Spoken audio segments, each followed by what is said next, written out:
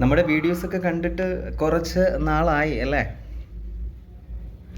കുറച്ച് തിരക്കിലായിരുന്നു. അപ്പോൾ എന്നാലും അന്വേഷിച്ചതിൽ ഒരുപാട് സന്തോഷമുണ്ട്. എല്ലാവരും വീഡിയോ കാണുന്നില്ല എന്ന് പറഞ്ഞ് മെസ്സേജ് അയച്ചതിൽ ഒരുപാട് സന്തോഷമുണ്ട്. നമ്മൾ ലാസ്റ്റ് ചെയ്തത് കൗളം എന്ന് പറയുന്ന ഒരു മാർഗത്തിനെ കുറിച്ചായിരുന്നു. അതുമായിട്ട് ബന്ധപ്പെട്ട് നിരവധി പേര് കോണ്ടാക്ട് ചെയ്തിരുന്നു, പല ആവശ്യങ്ങളുമായിട്ട് ബന്ധപ്പെട്ട്. അപ്പോൾ അത് പലരും പലതരത്തിലാണ് ഓരോ വീഡിയോസും എടുക്കുന്നത്. നിങ്ങൾക്കറിയാം, തുടക്കത്തിൽ നമ്മുടെ വീഡിയോയിൽ പലതരത്തിലുള്ള കമൻറ്റുകൾ, മോശം കമൻറ്റുകളൊക്കെ വന്നിട്ടുണ്ടായിരുന്നു. എന്നാൽ ഇന്ന് അങ്ങനൊന്നും വരുന്നില്ല. അതെന്താണെന്ന് എനിക്കറിയില്ല. എല്ലാത്തിനെയും നമ്മൾ എപ്പോഴും സ്വാഗതം ചെയ്യുമല്ലോ. പക്ഷെ നമ്മൾ ആദ്യം മനസ്സിലാക്കേണ്ട ഒരു കാര്യം, നമുക്കൊരു നല്ല പേന ഉപയോഗിച്ച് നല്ലതും എഴുതാം, മോശവും എഴുതാം, അല്ലേ? അതുപോലെ തന്നെയാണ് ഒരു കർമ്മവും.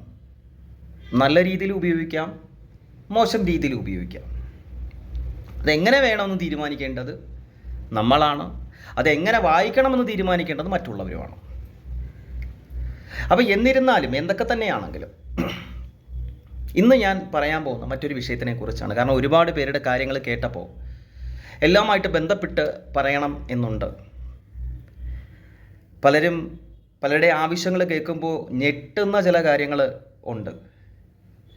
അവരുമായിട്ട് പിന്നീട് ഒരു ഇൻട്രാക്ഷൻ ഉണ്ടാവില്ല. അങ്ങനെയുള്ളവരെയാണ് അവോയ്ഡ് ചെയ്ത് മാറ്റുക എന്നുള്ളത്. അതിനും കൂടെ വേണ്ടിയിട്ടാണ് ഇന്നത്തെ ഈ വീഡിയോ. നമ്മൾ ഒരു വ്യക്തിയുടെ നാശം ഒരിക്കലും ആഗ്രഹിക്കരുത്. ഇന്ന ആൾ എനിക്ക് ഭയങ്കര ശത്രുവാണ്, ഇന്ന ആൾ എനിക്ക് ഭയങ്കര പ്രശ്നമാണ്, അയാൾ നശിക്കണം, അയാളുടെ കുടുംബം നശിക്കണം. അങ്ങനെ എപ്പം നമ്മൾ ചിന്തിച്ച് തുടങ്ങിയോ അന്ന് മുതൽ ആ ചിന്തിക്കുന്ന ആളുടെ നാശമാണ്. അയാൾ പിന്നെ അങ്ങനെയുള്ളവർ രക്ഷപ്പെട്ട ചരിത്രമില്ല കേട്ടോ. അപ്പോൾ നമ്മൾ ആദ്യം ചിന്തിക്കേണ്ടത്, നമുക്കെന്ത് സംഭവിച്ചു, എന്തൊക്കെയോ ആയിക്കൊള്ളട്ടെ, അതിനെ എങ്ങനെ മാറ്റിയെടുക്കാം എന്നേ ചിന്തിക്കാവൂ. ഞാൻ പറഞ്ഞത് മനസ്സിലായി കാണുമെന്ന് വിശ്വസിക്കുന്നു. നമസ്തേ രുദ്രധാര. നമ്മൾ കുറേ നാളായല്ലേ? എന്തായാലും വളരെ സന്തോഷം വീണ്ടും സംവേദിക്കാൻ സാധിച്ചതിൽ. നമ്മളിന്ന് സംസാരിക്കുന്ന ഒരു വിഷയത്തിലേക്ക് പോകുന്നതിന് തൊട്ട് മുന്നോടിയായിട്ട് ഞാനൊരു കാര്യം പറയാം. പലരും കോണ്ടാക്ട് ചെയ്യുന്നുണ്ട് പല ആവശ്യങ്ങളുമായിട്ടാണ്. അമ്മമ്മയെ നശിപ്പിക്കണം, അപ്പൂപ്പനെ നശിപ്പിക്കണം, ഭർത്താവിനെ നശിപ്പിക്കണം, കൂടപ്പറപ്പിനെ നശിപ്പിക്കണം, ഭാര്യയെ നശിപ്പിക്കണം, കാമുകിയെ നശിപ്പിക്കണം, അങ്ങനെ പല പല പല പല കാര്യങ്ങൾ. അവരോടൊന്നും പിന്നീട് ഒരു ഇൻട്രാക്ഷനും ഇല്ല. ഞാൻ തുടക്കത്തിൽ പറഞ്ഞതുപോലെ ഒരു പേന ഉപയോഗിച്ച് നല്ലത് എഴുതണോ മോശം എഴുതണോ നമ്മളാണ് തീരുമാനിക്കേണ്ടത്. കൗളം നല്ല രീതിയിൽ ഉപയോഗിക്കാം, മോശപ്പെട്ട രീതിയിൽ ഉപയോഗിക്കാം. അതുമാത്രമല്ല, അഥർവം നന്നായിട്ട് ഉപയോഗിക്കാം, മോശപ്പെട്ട രീതിയിൽ ഉപയോഗിക്കാം. ഇതെല്ലാം ഞാൻ മറ്റുള്ള വീഡിയോയിൽ പറഞ്ഞതാണ്. പിന്നെ നമ്മളെ വിട്ടിട്ട് പോയവരെ തിരിച്ച് നമ്മളിലേക്ക് കൊണ്ടുവരാൻ എന്തെങ്കിലും മാർഗമുണ്ടോ എന്ന് ചോദിച്ച് ഒരുപാട് പേര് സംസാരിച്ചിട്ടുണ്ട്. അതിനകത്ത് ഒറ്റ മറുപടിയുള്ളൂ: പറ്റും. അതൊരു അഫർമേഷനാണ്, അതൊരു ലോ ഓഫ് അട്രാക്ഷനാണ്, ഒരു മാനിഫെസ്റ്റേഷനാണ്. അതായത് പഴയ വീഞ്ഞ് പുതിയ കുപ്പിയിൽ, അത്രയേ ഉള്ളൂ. പഴയ അതിൻ്റെ പേര് വശ്യം എന്നാണ്. വശ്യത്തിന് കുറച്ചുകൂടെ ഒരു ഇപ്പം ഈ പറയുന്ന കണക്കല്ല, ഈ ലോ ഓഫ് അട്രാക്ഷൻ കണക്കല്ല, അതിന് ഒരു മുഖം കൂടിയുണ്ട് അതിന്. കാരണം നിങ്ങൾ വശ്യം ചെയ്ത് കൊണ്ടുവന്നാൽ അത് എത്ര നാൾ നിൽക്കും എന്നുള്ളതിന് വലിയ തെളിവൊന്നുമില്ല. എത്ര നാൾ നിൽക്കും എന്നൊന്നും പറയാൻ പറ്റത്തില്ല. അങ്ങനെ ഒരു കുഴപ്പമുണ്ട് അതിനകത്ത്. താൽക്കാലിക ആവശ്യങ്ങൾക്ക് വേണ്ടി ഉപയോഗിക്കുന്നതാണത്. Only for the time being. അതൊരിക്കലും ലോങ് ലാസ്റ്റ് ചെയ്യത്തില്ല.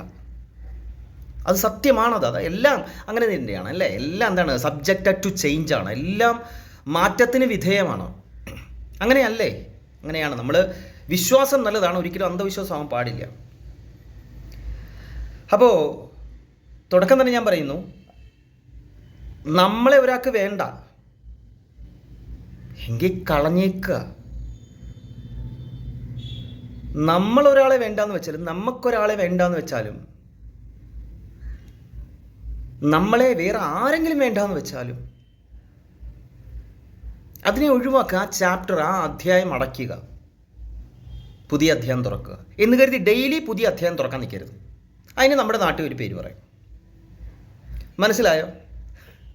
അതിനെപ്പറ്റി ഞാൻ കൂടുതൽ പറയുന്നില്ല. അപ്പോൾ നമ്മളവരൊക്കെ വേണ്ട.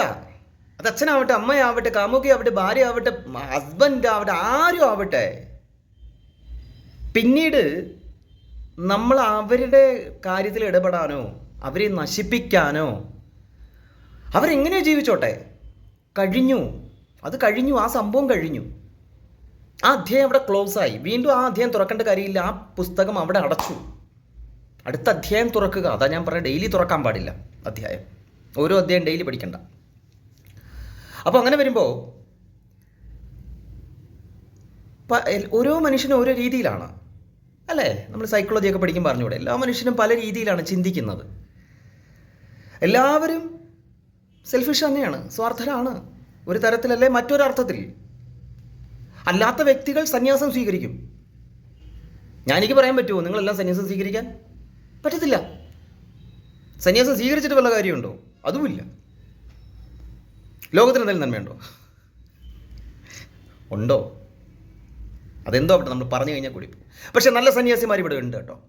മത അമൃതാനന്ദമയ്യെ പോലുള്ളവർ. ചിലപ്പോൾ അത് ഞാൻ പറയുന്ന എല്ലാവർക്കും ഇഷ്ടപ്പെടണമെന്നില്ല. എനിക്ക് ഭയങ്കര ഇഷ്ടമാണ്. കാരണം ഒരു സന്യാസിനി എന്ന നിലയിലും ഒരുപാട് നല്ല കാര്യങ്ങൾ ചെയ്തിട്ടുണ്ട്. അതുകൊണ്ട് അത് എനിക്കോ ഞാനുമായിട്ട് ബന്ധപ്പെട്ടവർക്കോ പറ്റാത്ത കാര്യങ്ങളാണ് ചെയ്തിട്ടുള്ളത് ആ അമ്മ. അതിനെ ഞാൻ അംഗീകരിക്കുന്നു. അപ്പോൾ ചോദിക്കും, BMW നടക്കുന്നതാണോ? സന്യാസി അങ്ങനെ നടക്കാൻ പാടുണ്ടോന്ന്? സെലിബ്രിറ്റിയാണ്, ആത്മീയ ഗുരുവാണത്. ആത്മീയ ഗുരുക്കന്മാരുടെ അവസ്ഥ അറിയില്ലേ പല രാജ്യങ്ങളിലും? അപ്പോൾ നമ്മുടെ ഇവിടുത്തെ ആത്മീയ ഗുരു തന്നെയാണ്. അവരെ ആ രീതി കണ്ടേ പറ്റുള്ളൂ. നിങ്ങൾ ലോകം കാണാത്തതുകൊണ്ടാണത്. ബദ്രീനാഥ് എന്ന് പറയുന്ന ക്ഷേത്രത്തിലാണ് അവിടുത്തെ പൂജാരി എന്താണെന്ന് അറിയണമെങ്കിൽ എങ്ങനെയാണ് കാണുന്നതെന്നുള്ളത്, ആ പ്രിവിലേജസ് എന്തൊക്കെയാണെന്നുള്ളത്. അപ്പോൾ ഈ പൊട്ടൻ്റെ കിണറ്റി കിടക്കുന്ന തവളയാവരുത്. അതിന് ചില കാര്യങ്ങളുണ്ട്. അതിനെപ്പറ്റി പറയാൻ നിന്നാൽ പല രീതിയിൽ എൻ്റെ വീഡിയോസ് വ്യാഖ്യാനിക്കപ്പെടും. അതുകൊണ്ടാണ് ഞാൻ അങ്ങനത്തെ കാര്യങ്ങൾ ഞാൻ പറയാത്തത്. എന്നാൽ കള്ളസ്വാമിമാരും എക്സ്ട്രാ ഉണ്ട്, ഇഷ്ടം പോലെ ഉണ്ട്, മുക്കിനുണ്ട്. ഓരോരുത്തരെ ഇപ്പോൾ പിടിച്ചുകൊണ്ടിരിക്കാമെന്നല്ല. അപ്പോൾ അതവിടെ മാറ്റി നമുക്ക് അതൊന്നും അല്ല നമ്മുടെ ഇന്നത്തെ വിഷയം എന്ന് പറയുന്നത്. വശ്യം ചെയ്യാം, കൗള മാർഗ 2ാം ഭാഗം വരുന്നുണ്ട് കേട്ടോ. ഉടനെ വരുന്നുണ്ട്.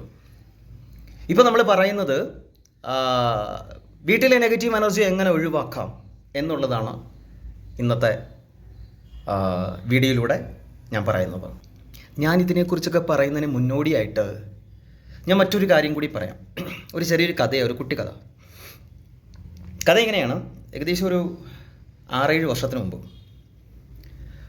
അന്ന് ഒരാഗ്രഹം തോന്നി. എൻ്റെ മുത്തശ്ശൻ അപ്പൂപ്പൻ ഒരു ഓജോ ബോർഡ് എന്ന് പറയുന്ന സാധനം തന്നിട്ടുണ്ടായിരുന്നു. അതൊരു ക്രിസ്ത്യാനിറ്റിയുമായിട്ട് ബന്ധപ്പെട്ടതാണ് കേട്ടോ. അതിനകത്തൊരു അങ്ങനെ കുറേ സംഭവങ്ങളുണ്ട്. അതിനെക്കുറിച്ച് ഞാൻ കൂടുതൽ പറയുന്നില്ല. ഞാൻ മറ്റൊരു വീഡിയോക്കകത്ത് ഞാൻ അതിനെക്കുറിച്ച് പറയാം. അപ്പോൾ ഈ ബോർഡെന്ന് പറയുന്നത് വെച്ച് നമുക്ക് ആത്മാക്കളെ വിളിക്കാൻ സാധിക്കും എന്നാണ് പറയുന്നത്. അപ്പോൾ നമ്മുടെയൊക്കെ കുട്ടിക്കാലത്ത് നമുക്കറിയാവുന്നത് ഏറ്റവും കൂടുതൽ ആത്മാക്കൾ നടക്കുന്ന സ്ഥലം ശ്മശാനമാണ്, ബറിയൽ ഗ്രൗണ്ടാണ്. ബറിയൽ ഗ്രൗണ്ട് എന്ന് പറഞ്ഞു കഴിഞ്ഞാൽ മനുഷ്യരെ കുഴിച്ചിടുന്ന സ്ഥലമാണ് ബറിയൽ ഗ്രൗണ്ട്, ശ്മശാനം. അല്ലാതെ കത്തിക്കുന്ന സ്ഥലമുണ്ട്. കത്തിക്കുന്ന സ്ഥലത്തിൻ്റെ പേരെന്ന് പറയുന്നത് ക്രിമറ്റോറിയം, അതായത് ദഹിപ്പിക്കുന്ന സ്ഥലം, ശവപ്പറമ്പ് എന്ന് നമ്മൾ പറയും. പല രീതിയിൽ പല നാട്ടിലും പല ഭാഷ. അപ്പോൾ ഒരു ദിവസം ഒരു ആഗ്രഹം തോന്നി, ഈ ഓജോ ബോർഡുമായിട്ട് അവിടെ പോയിരുന്നൊന്ന് നോക്കണം. ഇങ്ങനൊരു സംഭവം ഉണ്ടായി വരണമല്ലോ. പണ്ട് കുട്ടിക്കാലത്ത് പലതും പറഞ്ഞ് നമ്മളെ പേടിപ്പിച്ചിട്ടുണ്ട്. എന്തായാലും നോക്കി, അവിടെ ചെന്ന് കിടന്നുറങ്ങിപ്പോയി കാലത്ത് വരെ. കാലത്ത് ഏകദേശം ഒരു 5 മണി 5:30 ആയപ്പോഴത്തേക്ക് എണീറ്റു. കാരണം അപ്പോഴത്തേക്ക് നേരം വെളുത്തു. നമ്മുടെ നാടിനടുത്ത് തന്നെയാണ്. അപ്പോൾ കഴിഞ്ഞ കുറച്ച് ദിവസം മുമ്പ് ഞാൻ അങ്ങനെ പോയി പുതിയൊരു ടെസ്റ്റ് ഡോസും കൂടെ നോക്കി. അതും കൂടെ ചേർത്ത് വെച്ചിട്ട് ഇത് പറയണമെന്നുണ്ടായിരുന്നു. എൻ്റെ FB ഒക്കെ കണ്ടവർക്ക് അറിയാം ഇതിനെപ്പറ്റി. അപ്പോൾ ഏറ്റവും നല്ല സുഖമായിട്ട് ഉറങ്ങിയത് അവിടെയാണ്. ഏറ്റവും നല്ല സുഖമായിട്ട് ഉറങ്ങിയത് ശരിക്കും ഈ പറയുന്ന ശ്മശാനത്തിലാണ്, ക്രിസ്ത്യൻ പള്ളിയോട് ചേർന്നുള്ള ശ്മശാനത്തിൽ. പലരും ചിന്തിക്കും മതം മാറിയോന്ന്. അതൊന്നുമില്ല. ഒരു മതത്തിലാണ് ജനിച്ചത്. മതം മാറേണ്ട കാര്യമൊന്നുമില്ല. പക്ഷെ ഇവിടെ എല്ലാം എടുക്കും. ഇസ്ലാം പള്ളിയിൽ കയറ്റാത്തതുകൊണ്ടാണ് അവർക്ക് ചില ഇതൊക്കെ ഉണ്ടല്ലോ. അങ്ങനൊന്നും ചെയ്തിട്ടൊന്നും എവിടെയും പോകണ്ട, എവിടെയും കയറിയും വേണ്ട. നമുക്കെല്ലാം ഉണ്ട്, എല്ലാം ഒരുപോലെ തന്നെയാണ്. എല്ലാ ഈശ്വരനും ഒന്ന് തന്നെ എന്ന് വിശ്വസിക്കുന്നു. 33 കോടി ദൈവങ്ങളുണ്ട് ഹിന്ദുസിൽ. അവിടെയാണോ ബാക്കിയുള്ളതിനെ ചേർത്ത് വെക്കാൻ പറ്റാത്തത്? ചാത്തന്മാരെ അവർ ആരാധിക്കുന്നില്ല ഇവിടെ. എന്നിട്ടാണോ എക്സ്ട്രാ ഉള്ളവരെ പിടിച്ച് വെക്കാൻ പറ്റാത്ത? പറ്റും. അങ്ങനെ ചിന്തിക്കണം, വിശാലമായിട്ട് ചിന്തിക്കണം. അയം നിജപരോവേദി ഗണന ലഘുചേതസാം ഉദാരചരിതാനാം തു വസുദൈവ കുടുംബകം എന്ന് തന്നെയാണ് പറയുന്നത്. വിശാലമായി ചിന്തിക്കുന്നവന്, ഇടുങ്ങിയ ചിന്താഗതി ഉള്ളവനല്ല ഈ ലോകം. വിശാലമായി ചിന്തിക്കുന്നവൻ ഈ ലോകം തന്നെയാണ് തറവാട് എന്ന് പറയുന്നത് പോലെ. ഇത് ഇനി ഏത് ഗ്രന്ഥം എന്നൊക്കെ പറഞ്ഞിങ്ങനെ പോയി കഴിഞ്ഞാൽ പിന്നെ കുറേ മുമ്പോട്ട് പോകും. ആരെങ്കിലും അത് കമൻറ്റ് ചെയ്താൽ മതി കേട്ടോ, അതേതാണ്, അത് ഏതിനകത്തുള്ള ഭാഗമാണ് ഞാൻ ഈ പറഞ്ഞത് എന്നുള്ളത്. അപ്പോൾ നമ്മൾ പറഞ്ഞു വരുന്നത്, അപ്പോൾ ഞാൻ അന്ന് അവിടെ കിടന്ന് ഉറങ്ങിയപ്പോൾ ഞാൻ വളരെ എനർജറ്റിക് ആയിട്ടാണ് ഉണർന്നത്. അവിടെ ഒരു നെഗറ്റീവ് എനർജിയും ഉണ്ടെന്ന് എനിക്ക് തോന്നിയില്ല. എന്നെ സംബന്ധിച്ച് അന്നത്തെ ദിവസം പോലും പെർഫെക്റ്റ് ആയിരുന്നു. ലൈഫിൽ ചേഞ്ചസ് ഒക്കെ ഉണ്ടായി. നല്ല സ്ഥലത്ത് കിടന്ന് ഉറങ്ങുമ്പോൾ നമുക്ക് കിട്ടുന്ന ഒരു പവർ ഉണ്ടല്ലോ, അതാണ് നമുക്ക് കിട്ടിയത്. അപ്പോൾ നോക്കൂ, അതിനടിയിൽ കിടക്കുന്നത് ജീർണിച്ച ശവശരീരങ്ങളാണ്. അപ്പോൾ എന്തുകൊണ്ട് അവിടെ ആ പോസിറ്റീവ് എനർജി കിട്ടി? നന്നായിട്ട് ഉറങ്ങാൻ പറ്റി. അതാണ് നമ്മൾ മനസ്സിലാക്കേണ്ടത്. അതുകൊണ്ട് തന്നെ തുറന്നു പറയാം, അന്നും ഇന്നും ഞാൻ റിയലൈസ് ചെയ്ത ഒരു കാര്യം, what is the meaning of rest in peace. ഏത് മതവിഭാഗം ആയിക്കൊള്ളട്ടെ, എന്തുകൊണ്ടാണ് അവിടെ അത്രയും പോസിറ്റീവ് എനർജി ഉണ്ടായത്? എന്നാലോചിച്ച് നോക്കൂ. പ്രാർത്ഥനയാണ്, മാസം തോറുമുള്ള പ്രാർത്ഥന, കുടുംബ പ്രാർത്ഥനകളും വർഷം തോറുമുള്ള പ്രാർത്ഥനകൾ. എവിടെ? ഒരു ശ്മശാനത്തിൽ. അതിൽ നിന്ന് എന്താണ് നമ്മൾ മനസ്സിലാക്കേണ്ടത്? മണ്ണിനടിയിൽ ജഡങ്ങൾ ഒരുപാടുണ്ടായിട്ടും അവിടെ പോസിറ്റീവ് എനർജി നിലനിൽക്കുന്നു. എന്തിലൂടെ? പ്രാർത്ഥനയിലൂടെ. അതേ ഒരു സംഭവം ഒരു ചുടുകാട്ടിലുണ്ടാവുമോ? ഇല്ല. അവിടെ പോകാനുള്ള ധൈര്യം ഇല്ല. രാത്രിയിൽ കിടന്നുറങ്ങാൻ ഉള്ളിൽ പറ്റില്ല. എനിക്കറിയാം, അവിടെ നമുക്കൊരിക്കലും ഒരു പോസിറ്റീവ് എനർജി ഉണ്ടാവില്ല. പിന്നെ അവിടെ കയറി ചെല്ലാൻ ചങ്കൂറ്റമുള്ള ഒരാളെ ഉണ്ടാവത്തുള്ളൂ. അയാളുടെ പേര് മഹാദേവൻ എന്നാണ്. അതെന്തും എടുക്കും അവിടെ, അല്ലേ? ആ കഥ ഞാൻ പറഞ്ഞു തരേണ്ട കാര്യമില്ലല്ലോ. അപ്പം അങ്ങനെ ഒരു സംഭവമുണ്ട്. അവിടെ ഒരു സാധാ മനുഷ്യന് ഒരിക്കലും പറ്റില്ല. കാരണം അവിടെ പ്രാർത്ഥനകളില്ല. ഏത് തരം പ്രാർത്ഥന അവിടെ ഉണ്ടോ? ഇല്ല. അതാണ് ചുടുകാടും ഇതും തമ്മിലുള്ള വ്യത്യാസം. അപ്പം ഞാനൊരു എനർജിയെ പറ്റി പറയാൻ വേണ്ടിയിട്ടാണ് ഞാൻ ഈ ഒരു കഥ പറഞ്ഞത്. അപ്പോൾ നമ്മുടെ വീട്ടിൽ നെഗറ്റീവ് എനർജി ഉണ്ട്. അത് മറ്റുള്ളവർ മരിച്ചു കിടന്നിട്ടാണ്, അല്ലെങ്കിൽ മറ്റുള്ളവർ ഇവിടെ തൂങ്ങി മരിച്ചിട്ടാണ്, അല്ലെങ്കിൽ മറ്റുള്ളവർ വിഷം കഴിച്ച് മരിച്ചിട്ടാണ്, അല്ലെങ്കിൽ മറ്റുള്ളവരെ കുഴിച്ചിട്ടത് കൊണ്ടാണ്, ആരെങ്കിലും ഒക്കെ അവിടെ മരിച്ചു പോയത് കൊണ്ടാണ് പണ്ട്. ഇതിനകത്തൊക്കെ നെഗറ്റീവ് എനർജി ഉണ്ടായി. അതിനൊക്കെ മാറ്റിയെടുത്തൂടെ? എങ്ങനെ? പ്രാർത്ഥനയിലൂടെ. എങ്ങനെ പ്രാർത്ഥിക്കുക? രാവിലെ വൈകുന്നേരവും പ്രാർത്ഥിക്കുക. ഒരു വീട്ടിൽ ചിലപ്പോൾ 5 പേര് 10 പേരൊക്കെ കാണും. വലിയ വീടായിരിക്കും.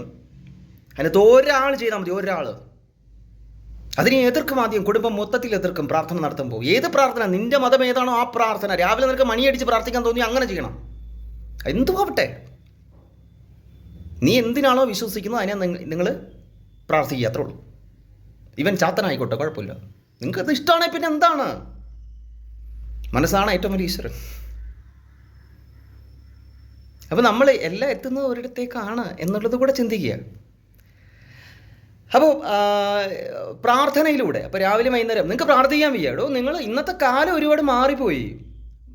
ഭക്തിഗാനം ഇടൂ രാവിലെ വീട്ടിൽ. എന്താ കുഴപ്പം? എന്തിനാ അമ്പലത്തിൽ രാവിലെ ഭക്തിഗാനം ഇടുന്നത്? ഭക്തപൂരിതമാകുക അന്തരീക്ഷം, ഭക്തപൂരിതമാകുക അന്തരീക്ഷം എന്നുള്ളതാണ്. ആ ചിന്താഗതിയിലാണ്. രാത്രിയിൽ അയ്യപ്പനെ പാടി ഉറക്കുന്ന പാട്ട് പോലും ചിന്തിച്ചാൽ മതി. എന്താണ് അങ്ങനെ ചെയ്യുന്നത്? നമ്മുടെ വീട്ടിലാണെങ്കിലും രാവിലെ ഒരു റെക്കോർഡ് അല്ലെങ്കിൽ ഒരു മൊബൈലിൽ ആ പാട്ടിടുന്നു. നിങ്ങൾ ഇഷ്ടപ്പെടുന്ന ഏത് ദൈവം ആയിക്കോട്ടെ, ആ പാട്ടിടുന്നു. അവിടെ നെഗറ്റീവ് എനർജി ഉണ്ടാവില്ല. കാരണം വരികൾക്ക് മന്ത്രം ചൊല്ലാൻ ഞാൻ പറയുന്നില്ല.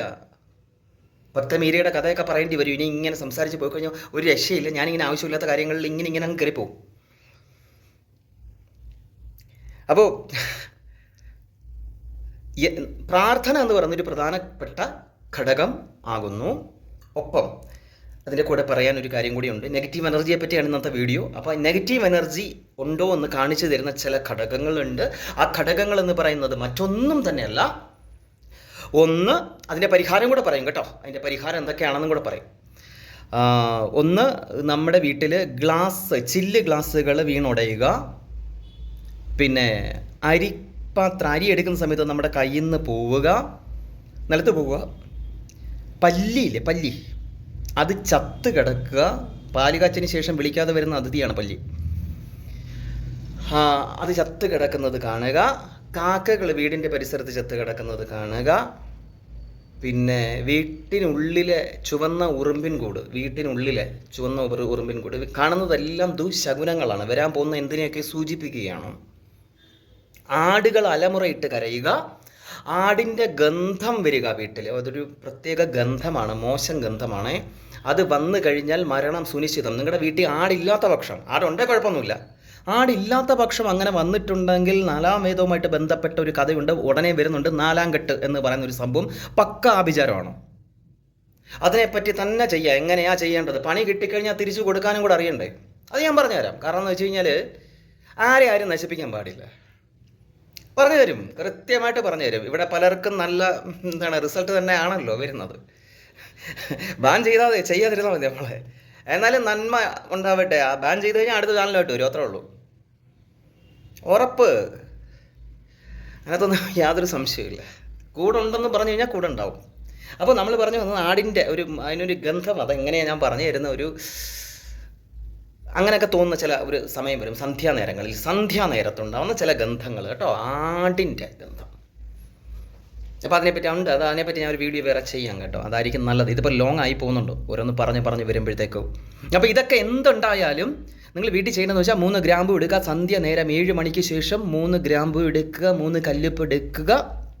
അതിനുശേഷം വീടിൻ്റെ തെക്ക് വടക്ക് പടിഞ്ഞാറ്, കിഴക്കെന്ന് എടുക്കരുത്, തെക്ക് വടക്ക് പടിഞ്ഞാറ് 3 ഭാഗം ഓരോ നുള്ളു മണ്ണും കൂടെ എടുക്കുക. മണ്ണെടുക്കുക കേട്ടോ. മണ്ണെടുത്തിട്ട് ഇതിനകത്ത് ഒഴിയുക. തലയ്ക്ക് 3 പ്രാവശ്യം ഒഴിയുക. ശരീരം കംപ്ലീറ്റ് ഒഴിയുക. വീട്ടിലെ സ്ത്രീ, വീട്ടിലെ ഗൃഹനാഥ, ഈ റേഷൻ കാർഡിനകത്ത് പേരുള്ളത് ഗൃഹനാഥയല്ലേ, ആ പേരിനകത്തുള്ള ആൾ ഒഴിഞ്ഞിട്ട് ഇത് കൊണ്ടുവന്ന് അടുപ്പിലിടാൻ ഒരിക്കലും പറഞ്ഞില്ല. ഇത് അടുപ്പിലല്ല കളയുന്നത്, ഇത് വെള്ളത്തിലാണ് കളയേണ്ടത്. നിങ്ങൾക്ക് വാഷ് ബേസിൻ കാണുമല്ലോ, അവിടെ കൊണ്ട് കളയണം. അതല്ലെങ്കിൽ കക്കൂസിനകത്ത് കൊണ്ടുവന്നിടുക. മനസ്സിലായോ? ഞാൻ പറഞ്ഞതിൻ്റെ മൊത്തത്തിലൊരു ഐഡിയ മനസ്സിലായോ? ഇവിടെ കത്തിക്കുന്ന പരിപാടിയൊന്നുമല്ല. കക്കൂസിനകത്ത് കൊണ്ടുവന്ന് കളയുക, അല്ലെ വാഷ് ബേസിൻ. ഇത്രയേ ഉള്ളൂ. ഇമാതിരി എന്തെങ്കിലും കണ്ടു കഴിഞ്ഞാൽ എന്ന് വെച്ചാൽ അടുത്ത പണി വരാൻ പോകുന്നു എന്നുള്ള പ്രകൃതി നൽകുന്ന സൂചന. ആ സൂചന അനുസരിച്ച് ചിലപ്പോൾ ജോലി വരെ നഷ്ടപ്പെട്ടേക്കാം. ജോലി നഷ്ടപ്പെടാം, ആത്മഹത്യകളുണ്ട്, പലതും വരാം. അതിന് മുമ്പ് എന്തെങ്കിലുമൊക്കെ ഒരു സിംറ്റം കാണിക്കും. ആ സിംറ്റത്തെ എന്തൊക്കെയാണെന്ന് പറയുന്നത് അഥർവത്തിലുണ്ട് ശരിക്കും. കൗളത്തിൽ നല്ല വ്യക്തമായിട്ട് പറയുന്നുണ്ട്. പക്ഷേ ഇതൊക്കെ മനുഷ്യൻ്റെ നന്മയ്ക്ക് വേണ്ടി മാത്രമേ ഉപയോഗിക്കാൻ പാടുള്ളൂ. പൂർണ്ണമായിട്ട് അറിയാവുന്നത് കൊണ്ടാണ്, പഠിച്ചത് കൊണ്ടാണ് ഞാനിത് പറയുന്നത്. എന്ന് കരുതി ഞാൻ മറ്റുള്ളവർക്ക് ദ്രോഹം ചെയ്യാൻ ആഭിചാരം ചെയ്യുന്ന വ്യക്തിയല്ല. ചിലർ ചോദിച്ചിട്ടുണ്ട് ഏത് ക്ഷേത്രത്തിലെ തിരുമേനിയാണ്. ഒറ്റ ഡയലോഗേ ഉള്ളൂ, ഒറ്റ മറുപടിയേ ഉള്ളൂ, കുരുക്ഷേത്രത്തിൽ. ഇതിന് കുഴപ്പമുണ്ടോ? ആ ക്ഷേത്രത്തിലാണ്. അതുകൊണ്ട് കൂടുതൽ കാര്യങ്ങളൊന്നും ചോദിക്കാൻ നിൽക്കണ്ട. ഞാൻ എന്താണ് ചെയ്യുന്നതെന്നോ ഞാൻ എങ്ങനെയാണ് ജീവിക്കുന്നതെന്നോ കൂടുതലൊന്നും ചോദിക്കാൻ നിൽക്കണ്ട. ആദ്യത്തെ വീഡിയോയ്ക്കകത്ത് വരുന്ന കമൻറ്റുകളൊന്നും ഇപ്പം കാണുന്നില്ലല്ലോ മോശപ്പെട്ടത്. ചെയ്യപ്പാ, സന്തോഷമായിട്ട് പറയാം, ചെയ്തോ. എല്ലാം അംഗീകരിക്കും ഇവിടെ, എല്ലാം ഇവിടെ സ്വീകരിക്കും. ആരും ആരേക്കാളും വലുതല്ല, ആരും ആരേക്കാളും ചെറുതുമല്ല എന്ന് ചിന്തിച്ചിട്ട് ജീവിക്കുക. മറ്റുള്ളവർക്ക് ബുദ്ധിമുട്ടുണ്ടാക്കാതെ ജീവിക്കുക. മറ്റുള്ളവരെ ഒന്നും പറയാതെ ജീവിക്കുക. നമുക്ക് പറയാൻ എന്തൊക്കെയോ ഉണ്ട്, എന്തൊക്കെയോ കാര്യങ്ങൾ നല്ലതുണ്ട്. മറ്റുള്ളവരുടെ മോശപ്പെട്ട കാര്യങ്ങൾ കേൾക്കാതിരിക്കുക, മറ്റുള്ളവരെക്കുറിച്ച് മോശം പറയാതിരിക്കുക. അങ്ങനെയുള്ളവനെ ഇവിടെ രക്ഷപ്പെട്ട ചരിത്രമുള്ളൂ എന്ന് പറഞ്ഞുകൊണ്ട് കൗളമാർഗ്ഗം 2ാം ഭാഗം ഉടനെ വരുന്നുണ്ട്. 4ാം കെട്ട് എന്താണ്, എങ്ങനെയാണ് ശരീരത്തെ മാറ്റിവെക്കുന്ന ഒരു സംഭവമായിട്ടാണ് പുതുതായിട്ട് വരുന്നത്. അതുകൊണ്ടാണ് കുറച്ച് നാൾ വീഡിയോ ഒന്നും ഇല്ലാതിരുന്നത്. ഒന്നാമത്തെ കാര്യം തിരക്കും കാര്യങ്ങളൊക്കെ ഉണ്ടായിരുന്നു. അങ്ങനെ 2 കാര്യങ്ങൾ ഉടനെ വരുന്നുണ്ട്. അപ്പോൾ എല്ലാവരും കാണുക, കണ്ട് നമ്മളൊക്കെ സന്തോഷമായിട്ടിരിക്കുക എന്ന് പറഞ്ഞുകൊണ്ട് നല്ല ചൂട് ലൈറ്റിന് ഇങ്ങനെ അടിച്ചുകൊണ്ടിരിക്കുകയാണ് കേട്ടോ. നന്നായിട്ട് സെറ്റായിക്കൊണ്ടിരിക്കുകയാണ്. അപ്പം നിൽക്കുന്നതിന് ഒരു പരിധിയില്ല അപ്പം. സോ ഇപ്പം തൽക്കാലത്തേക്ക് ഇവിടെ പറയുകയാണ് കേട്ടോ. ശരി, സന്തോഷമായിട്ടിരിക്കുക എല്ലാവരും.